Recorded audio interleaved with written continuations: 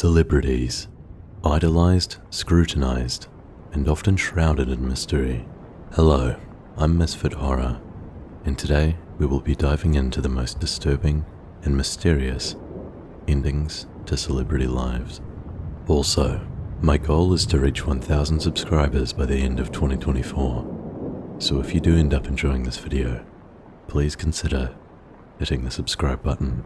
Now, without further ado, let us discuss the disturbing final moments of celebrities. Michael Joseph Jackson, often hailed as the King of Pop, left an indelible mark on the world with his music, dance, and unparalleled showmanship. However, his life came to a tragic and abrupt end on June 25th, 2009. The circumstances surrounding his death were a mix of personal struggle, professional pressure, and medical mismanagement. In the weeks leading up to his death, Michael Jackson was preparing for his highly anticipated This Is It comeback tour, scheduled to start in London on July 13th, 2009. The tour was meant to be his return to the stage after years of relative seclusion. The rehearsals were intense, with Jackson working tirelessly to perfect every detail. Friends and colleagues noted that he appeared frail and exhausted, yet he remained determined to give his fans a spectacular performance. Dr. Conrad Murray, a cardiologist, had been hired as Jackson's personal physician to oversee his health during the tour preparations. Jackson had a long history of insomnia and relied on several different medications to help him sleep. In the weeks before his death, Dr. Murray administered propofol, a powerful anesthetic, to Jackson on a nightly basis. Propofol is typically used in surgical settings and requires careful monitoring due to its potency and potential risks. On the morning of June 25th, 2009, Jackson was in his rented mansion in the Holmby Hills neighborhood of Los Angeles. Dr. Murray was present, having stayed the night to monitor Jackson after administering propofol. At around 12 p.m., Jackson was found unresponsive in his bedroom. Dr. Murray attempted to revive him using CPR and other measures, but Jackson showed no signs of life. At 12:21 p.m., a 911 call was made by a security guard, and paramedics arrived at the scene shortly thereafter. Despite their efforts to resuscitate him, Jackson was pronounced dead at the Ronald Reagan UCLA Medical Center at 2:26 p.m. The news of his death spread rapidly, causing an outpouring of grief from fans worldwide. The Los Angeles County Coroner's Office conducted an autopsy, which revealed that Jackson's death was caused by acute propofol intoxication, exacerbated by the presence of benzodiazepines, which are sedatives. The autopsy report classified his death as a homicide, noting that the drugs had been administered by another person, specifically Dr. Murray. Dr. Murray was charged with involuntary manslaughter in February 2010. During the trial, prosecutors argued that Murray had been grossly negligent in his care of Jackson. They pointed to his decision to administer propofol in a home setting without proper monitoring equipment and his failure to provide adequate emergency response when Jackson stopped breathing. Murray's defense contended that Jackson had administered the fatal dose of propofol to himself, but this claim was not supported by the evidence. On November 7th, 2011, Dr. Murray was found guilty of involuntary manslaughter and was sentenced to 4 years in prison. He served 2 years before being released in 2013 due to good behavior and overcrowding in Californian prisons. Michael Jackson's death was a significant cultural moment, sparking a global reaction. Fans gathered at makeshift memorials around the world, from Los Angeles to Tokyo, to mourn the loss of an icon. Tributes poured in from fellow musicians, celebrities, and public figures, all acknowledging Jackson's profound impact on music and pop culture. His family, particularly his mother Catherine and his children, were devastated by his passing. Legal battles over Jackson's estate ensued, with various parties contesting the distribution of his assets and the guardianship of his children. Despite these challenges, Jackson's legacy continued to thrive. Posthumous releases of his music, such as the This Is It documentary and album, allowed fans to celebrate his artistry and remember his contributions to the music industry. Jackson's death also brought increased scrutiny to the use of propofol and other sedatives outside of hospital settings.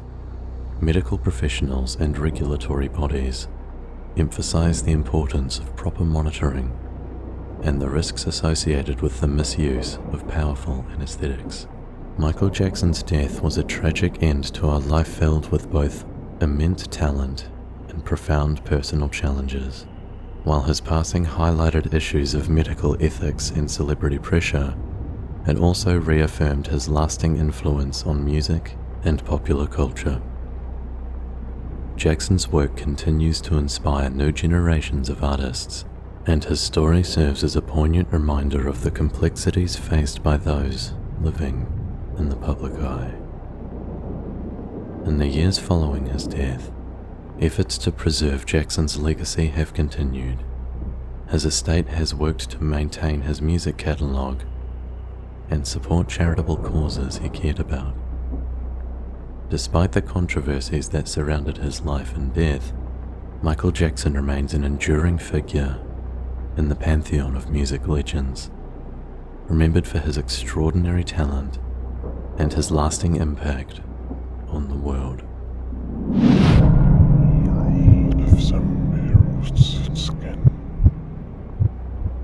On August 5th, 1962, the world was stunned by the sudden death of Marilyn Monroe.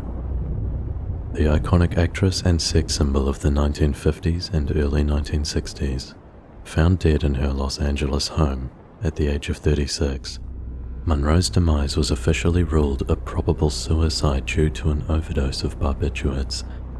Yet, even over half a century later, questions and conspiracy theories continue to swirl around the circumstances of her death, keeping the mystery alive. Monroe's life had always been a blend of the extraordinary and the tragic. Born as Norma Jean Mortensen, she overcame a troubled childhood in foster homes to become one of the most famous women in the world. Her beauty and talent made her a star, but her personal life was marred by failed marriages, substance abuse, and struggles with mental health. By the time of her death, Monroe's career was in decline, and she was reportedly battling depression. The night of her death, Monroe had spent the evening at her Brentwood home. According to her housekeeper, Eunice Murray, Monroe retired to her bedroom at around 8 p.m., taking her usual cocktail of medications. When Murray awoke in the early hours of August 5th, she felt something was wrong. The light under Monroe's bedroom door was still on, and there was no response to her knocks.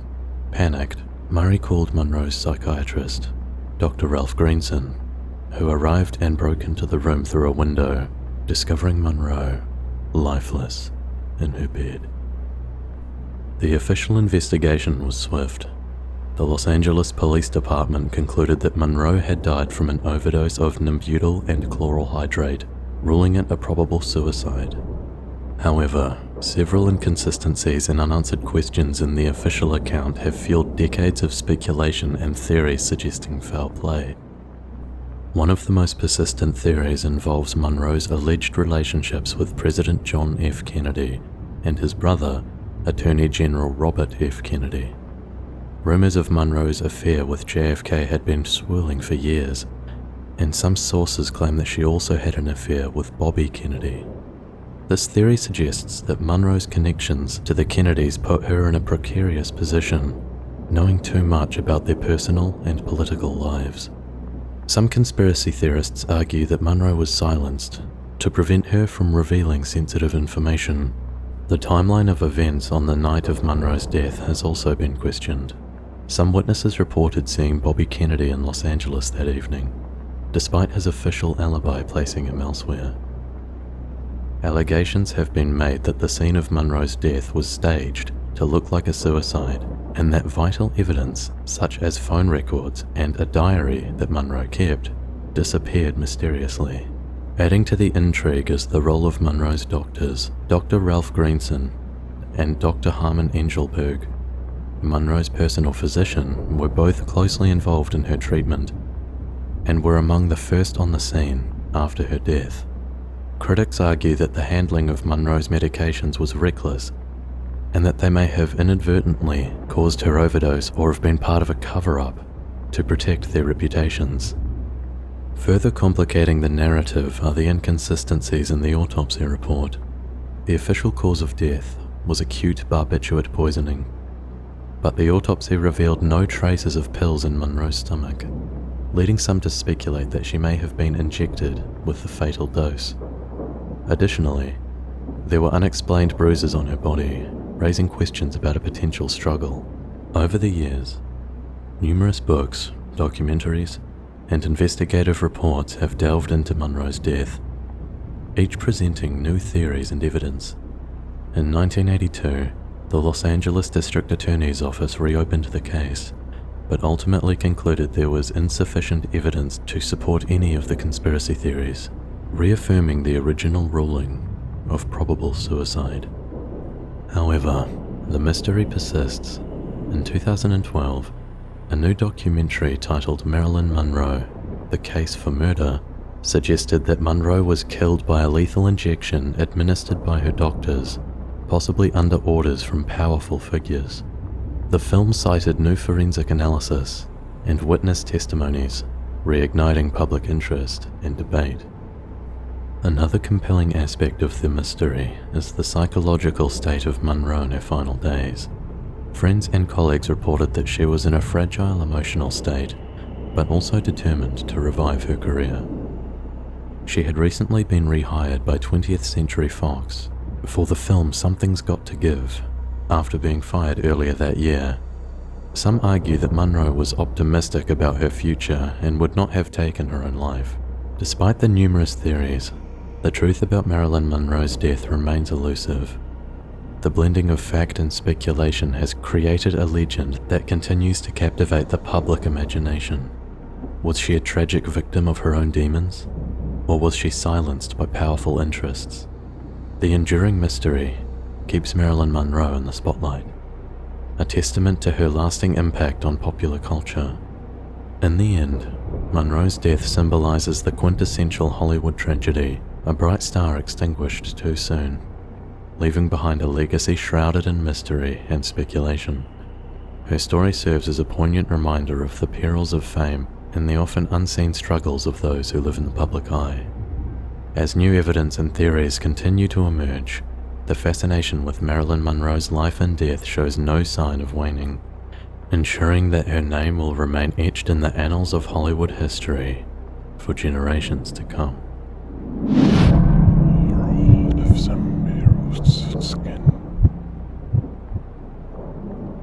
James Dean, an emblem of youthful rebellion and cinematic prowess, remains a cultural icon despite his tragically brief life. His untimely death in 1955 has captivated audiences and has sparked numerous theories surrounding the circumstances of his demise. Born on February 8, 1931, in Marion, Indiana, James Dean's rise to fame was meteoric. His breakthrough came with roles in East of Eden and Rebel Without a Cause, which established him as a symbol of teenaged angst and rebellion. Dean's intense performances and brooding persona resonated deeply with audiences, making him one of Hollywood's most memorable stars. Dean's life ended abruptly on September 30th, 1955, when he died in a car crash at the age of 24. The accident occurred on a remote highway near Cholame, California, while Dean was en route to a car race in Salinas. Driving his new Porsche 550 Spider, a car that he had dubbed Little Bastard, Dean collided with the 1954 Tudor, driven by Donald Turnipseed. The impact was catastrophic, with Dean's car overturning and Dean being pronounced dead at the hospital. The official cause of death was attributed to the severity of the crash and Dean's injuries. However, several aspects of the accident have fueled speculation. The Porsche 550 Spider, associated with Dean's death, was rumoured to be cursed. Reports of subsequent accidents involving the car and its parts contributed to the legend of its curse, adding to the intrigue surrounding Dean's death. The details of the crash remain enigmatic. Witnesses reported Dean speeding, but there was confusion about whether he was racing another vehicle or simply driving fast. The intersection where the collision occurred was known for poor visibility, leading to questions about whether the road conditions contributed to the accident.